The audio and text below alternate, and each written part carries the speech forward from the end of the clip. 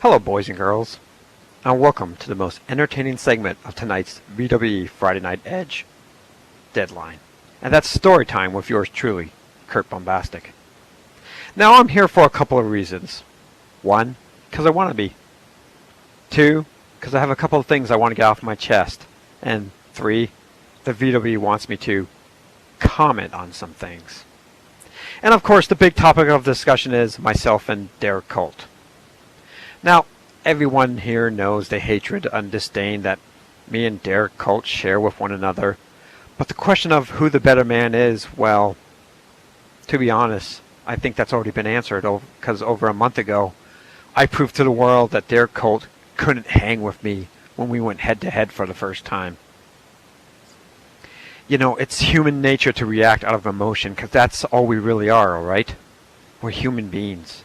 Now, it would be easy for me to come out here and talk about how Maxwell Ryan got lucky at Old School, how Maxwell Ryan couldn't beat me without Curt's blatant biasness refereeing against me to win that match, or how Maxwell Ryan should not even get that unrightful shot at my world title at Wrestle Series 7. It'd be easy for me to say that. But Curt Bombastic is a big picture thinker. Curt Bombastic thinks about the future and not just the now, and that is why I'm the best damn pro wrestler on the planet, bar none. Because for me, naturally, it'd be easy to be upset about Maxwell Ryan paying off Curt at Old School. But I'm not. I'm simply not. You see, Maxwell Ryan and Curt, this is what was supposed to happen. The stars were perfectly aligned for you, Maxwell Ryan, to barely squeak by and to cheat to even get that shot at Wrestle Series 7. As for you and I, Curt, it was time to settle things once and for all over who truly is the best in Second Life Pro Wrestling. Curt, you are the master of being the underdog. You're the king of proving people wrong and fighting from underneath, and that's why these people love you so much. That's why they loved you so much in 2010, and why they love you now, because you've accomplished your goal. You've accomplished your dream. You're a 3-time former world champion, a 2-time elimination royal winner, at the expense of stabbing your friends in the back, at the expense of my misfortune. You made your goal become your reality, but now that's become your fear. Because fear is a very powerful emotion, and fear will play a huge part in the battle that we have on December 4th at Wrestle Series 7 at Brooks Arena. The biggest match of the year, the biggest match in WWE history, because fear plays a big part in this matchup. The thing is with fear is because everyone asks me, they say, Curt, aren't you afraid? Don't you have fear to what Curt will do to you on December 4th? After what you've said about him, you should be terrified for your life. Curt, you should be afraid of what's coming to you. And my question for you is, why? Why should I be afraid? Let me tell you a little thing about fear for Curt Bombastic and Curt. When we both started in the VWE, we were both fearful and timid. All we wanted to do was make an impression, an impact, so to speak. We went around and shook hands. Derek did his Soldier Boy dance, and we did everything we could to move our way up the ladder to become the best that we possibly could be.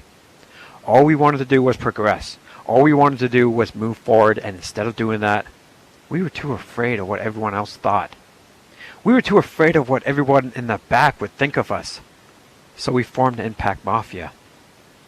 But fate took its hand, and I was screwed out of my rightful place. And Derek, you took that misfortune, claimed to have my back, and stole what was mine. While I struggled and clawed and suffered, you took the easy street and became the so-called Great One. A 3-time former world champion, a 2-time elimination royal winner, all at my misfortune. And now fear plays a huge role in everything you do. Now you're constantly worried and constantly wondering about who's coming after you for that claim of being the best that means all so much to you. Every single person is gunning for what you claim to be. Meanwhile, for me, when I finally got back into the WWE, after everything I went through, I admit, I became timid as well. I smiled, I slapped the hands, made buddy-buddy with you again as you continued to stab me in the back. And after last year's Russell Series, where I had a career wrongfully taken away from me, you were once again enjoying the fruits of my labors.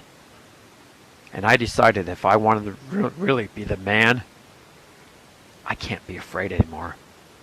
I decided I wasn't going to be afraid anymore, and I took that proverbial target that was on my back, and I made it bigger.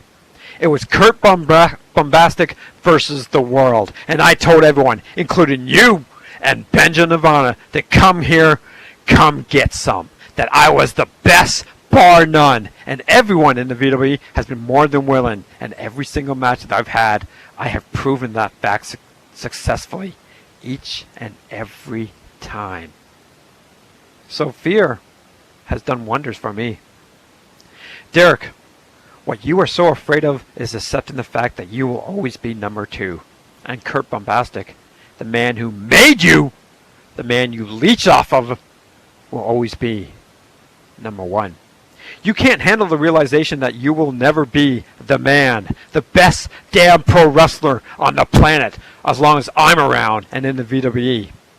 And at Wrestle Series 7, I will prove that once and for all. You see, Derek, you are so afraid of reality. You are so afraid of the truth that you've literally created this false reality for you. You so much live in your own fantasy world that you've even convinced some people that you're the best, which says a lot about our fan base, might I add. And at Wrestle Series 7, I finally put that to rest. Derek Cult at Wrestle Series 7, courtesy of Curt Bombastic, I make you realize your reality. Because when Curt Bombastic continues to reign supreme over the WWE by taking on Derek Cult, you will realize that this position and this situation that you are now in is much more difficult than meets the eye. You play a small part in a bigger story, Derek. This is the part where I watch that very claim that means oh so much to you, tear you apart and make you realize that you don't deserve the claim of being the best. And I watch you fall. I watch you beat yourself. I watch you become consumed with this idea of being the best. And then you realize that you cannot be. And that's where I come in. As I take back everything that was rightfully mine. You guys notice a pattern here? When Derek Cult goes one-on-one with Curt Bombastic, when the lights are shining on bright, Derek walks away as a loser. So the fact that anyone could even consider that Derek Cult is as the best is beyond me. I made the comment earlier that as long as I'm in this company, he will never be the best. Well, VWE Grid, I promise you something new. I will not stop until Derek Cult is gone from the VWE, or I'm gone. And if I can't beat you, Derek Cult, at Wrestle Series 7, then I will be gone for good from Second Life Wrestling. I'll pack it in and leave, never to return. So on December 4th at Wrestle Series 7, Derek Cult, you will realize your fear, and your fear is Curt Bombastic. So my question now for you, Derek Cult, is, can you do it? Can you do what nobody else has been able to ever do? Do you really think in your heart of hearts that you're going to be able to beat me one-on-one? Nobody else has, Derek. So what makes you think you're going to be any different?